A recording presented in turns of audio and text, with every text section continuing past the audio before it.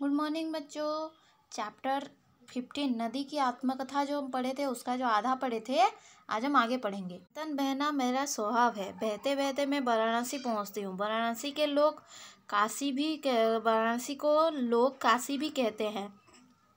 यह प्राचीन ऐतिहासिक नगर है। यह एक महान तीर्थस्थान और संस्कृत विद्या का केंद्र है। वाराणसी के बाद घाघरा, गंडक, काशी, सोन आदि कई नदियाँ मुझसे समी जाती है। अब मेरा पाठ बहुत चौड़ा हो जाता है। बिहार राज्य में बहती हुई मैं पश्चिम बंगाल में पहुंचती हूँ। पश्चिम बंगाल में मैं दो धाराएं में बढ़ जाती हूँ। पूर्व की ओर मुख्य धारा बांग्लादेश में चली जाती है। दूसरी धारा दक्षिण की ओर मुड़कर बंगाल की खाड़ी में मिल जाती है। इस धारा की ऊपर भाग को लोग फिर भागीरथी कहते हैं। इसकी दक्षिण भाग हुगली कहलाती है। इसी के किनारे कोलकाता महानगर बसा है।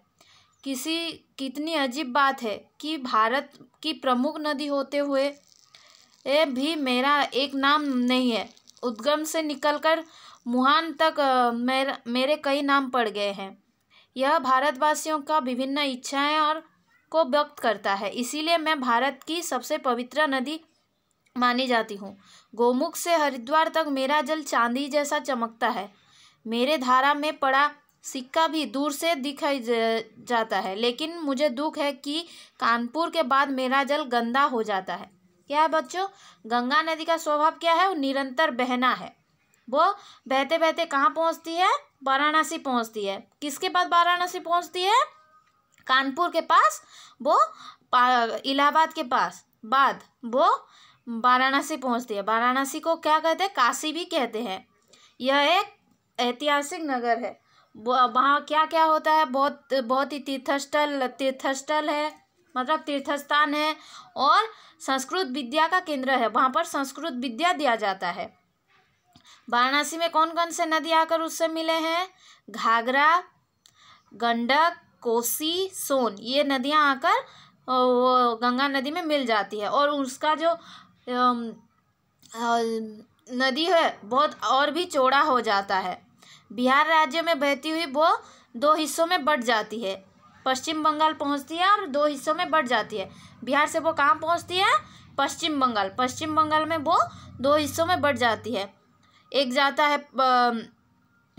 पूर्व की ओर जो जाता है वो बंगाल देश में चला जाता है, और दक्षिण की ओर जो जाता है वो बंगाल की खाड़ी में मिल जाता है। बंगाल की खाड़ी एक समुद्र है, उसमें मिल जाता है।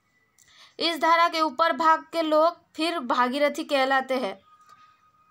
मतलब जो पूर्व की ओर जाता है वो उसको क्या कहते हैं? भागीरथी कहते हैं। और इसकी दक्षिण भाग जो होता है उसको हुगली कहते हैं।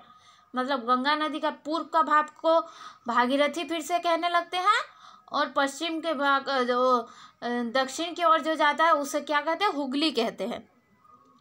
इसी के किनारे कोलकाता महानगर बसा है। वो जो गंगा नदी जो हुगली कहलाती है उसके किनारे ही कोलकाता महानगर बसी है। कितनी अजीब बात है, बहुत ही अजीब बात है। गंगा नदी एक है, इतना पवित्र, इतना महान नदी है, जो प्रमुख नदी है हमारे भारत का, लेकिन उसके कई नाम हैं। उद्गम से जहाँ से निकलती है वहाँ से समुद्र में मिलने तक कितने सारे नाम हैं। इससे पता चलता है कि भारतवासियों की इच्छा कैसी कैसी होती है।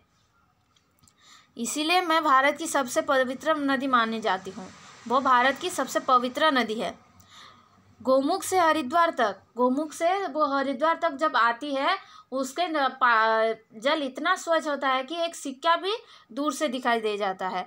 लेकिन कानपुर के बाद जल इतना गंदा हो जाता है कि मुझे दुख होता है, इतना गंदा क्यों हो गया है जल बोलकर।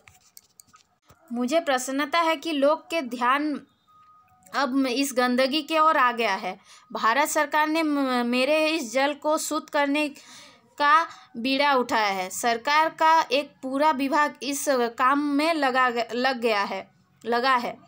मुझे उस दिन की प्रतीक्षा है जब मेरे जल शुद्ध हो जाएगा और गोमुख से लेकर सागर तक गंगा की जल चांदी जैसा चमकेगा। तभी सही अर्थों में मैं जीवनदायिनी नदी कहलाऊंगी। क्या है, उसको प्रसन्नता लग रहा है। क्यों? क्योंकि लोग गंदगी की ओर ध्यान दे रहे हैं, उसको हटाने की कोशिश कर रहे हैं। और भारत सरकार ने उसका बीड़ा उठाया है गंगा नदी को शुद्ध बनाने के लिए। तो उसको प्रतीक्षा है कब उसका जल पूरा शुद्ध हो जाएगा। भारत सरकार ने एक पूरी टीम ने उसका बीड़ा उठाया उसको साफ करने का। तो जब वो गोमुख से निकलकर सागर तक जब मिलती है, जहाँ से निकलकर सागर तक मिलने तक उसका जल जब चांदी सा चमक जाएगा, तब वो सोचेगी कि वो जीवनदायिनी नदी है बोलकर। ऐसा वो गंगा सोच रही है।